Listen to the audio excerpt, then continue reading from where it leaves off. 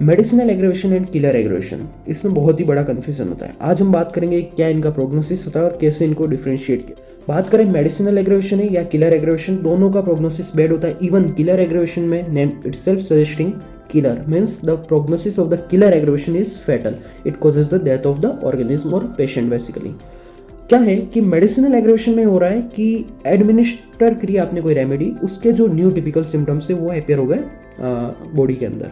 Means appearance of the new symptoms of the administered remedy in the patient. Suppose I have given bryonia to a patient and the typical symptoms of bryonia starts to appear in patient which was never experienced. कभी उसको वो feel नहीं हुए थे, वो symptoms उनमें आने लगे। This is the medicinal aggravation and the prognosis is bad.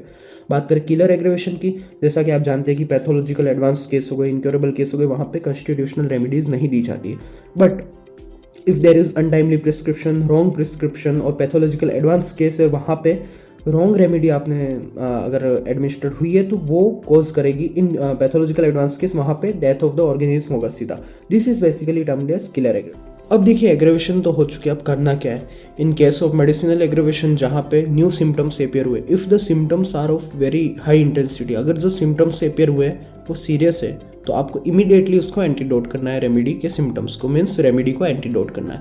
और अगर सिम्टम्स आर लाइक सिम्टम्स इतने सीरियस नहीं है तो वेट करें और सिम्टम्स जब पास हो जाए, मीन्स जब वो सिम्टम्स का कोर्स खत्म हो जाए, उसके बाद में आप वेल इंडिकेटेड रेमेडी जो भी है सेलेक्ट करके एडमिनिस्टर कर सकते हैं। बात करेंगे कि किलर एग्रेवेशन में, किलर एग्रेवेशन में बेसिकली हुआ क्या है कि वो डेथ ऑफ ऑर्गेनिज्म ही क्या है, क्योंकि पैथोलॉजिकल एडवांस केस है, deep acting remedy, constitutional curative remedy आपने वहाँ पे प्रिस्क्राइब करी है, तो वहाँ क्या होगा कि मेडिसिन जो है अपना प्राइमरी एक्शन तो करेगी but vital force is not capable to produce the secondary curative action, तो बेसिकली वहाँ पे डेथ ऑफ ऑर्गेनिज्म हो जाएगा। Thank you.